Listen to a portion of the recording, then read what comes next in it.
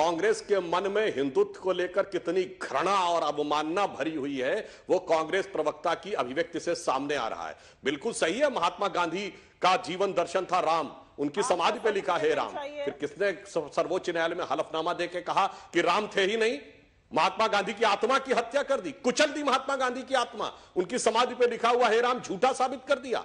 और इन्होंने बहुत अच्छी बात कही, ये बताइए इस भारत में सबसे ज्यादा हत्याएं, लूटपाट और बलात्कार करके चंद महीनों में पूरी की पूरी आबादी को खाली करवा दिया गया, किसका कब हुआ? कश्मीर में हुआ कि नहीं?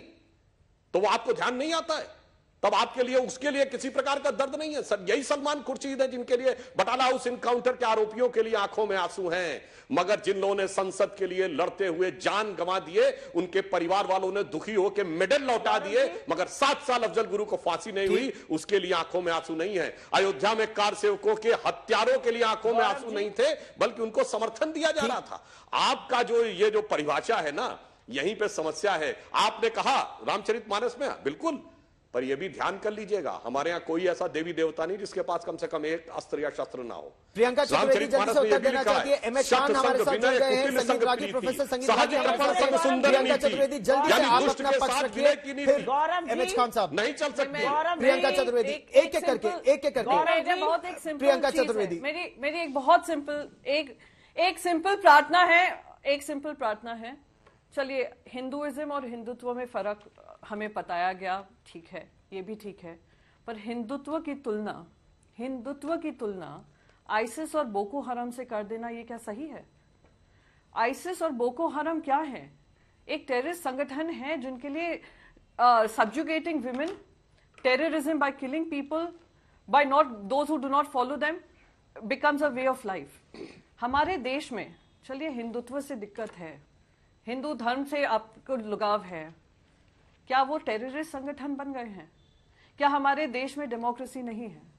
अरे हम लोग आर्ग्यू कर सकते हैं, दिन रात आर्ग्यू कर सकते हैं पॉलिटिकल डिफरेंसेस को लेकर कि देश को किस तरीके से चलना है, देश को किस राह पर चलना है, पर हम ये आर्ग्यू नहीं कर सकते हैं। और हम ये भी आर्ग्यू कर सकते हैं कि डेमोक्रेसी इज अंडर अटैक, पर हम ये आर्ग्यू नहीं करेंगे। And I am very upset, I am personally very I would say आहत पहुंची है इस बात को लेकर कि हम पूरे धर्म, चलिए हिंदू धर्म को लेकर हिंदुइज्म को और हिंदुत्व का डिफरेंस बता रहे हैं, पर हम पूरे देश को आईसिस और बोको हराम बता देंगे, क्योंकि वेदर वी लाइक इट और नो, डेमोक्रेसी में अभी भारतीय जनता पार्टी को जनता ने वोट बना देकर, और प्रश्न तो ये उठता है ना कि विदेशी ताकतें जो हमारे देश विरोधी हो सकती है, वो इसी सबको कोट करके हमारे ही देश की भर्त्सना करेंगी और निंदा करेंगी। लेकिन एमएच खान साहब, क्या हिंदुत्व की सोच कट्टर इस्लामी संगठन बोको हराम और इस्लामिक स्टेट की तरह है? आप सलमान खुर्शीद के इस बयान को किस रूप में देखते हैं खान साहब? I have a right to reply. Of course you do, लेकिन मुझे 1 मिनट दीजिए, खान साहब का एक बयान ले ले, फिर उसके बाद। देखिए, बोको हराम और आईएसआई, इसका इस्लाम से कोई लेना देना नहीं। इसमें जो लोग संगठन में है वो मुसलमान ही नहीं, और इसको जोड़ना आतंकवादियों का संगठन ही है। आतंकवाद से इस्लाम का कोई लेना देना। इस्लाम का पैगाम मोहब्बत फैलाने का है, प्यार से रहने का है। लेकिन ये जिस तरह से सलमान खुर्शीद ने इसको जोड़ा है, मैं उसकी घोर निंदा करता हूँ। हमारी पार्टी का नारा है सर्वजन हिताय सर्वजन सुखाय। हिंदू मुसलमान सब सिखाए।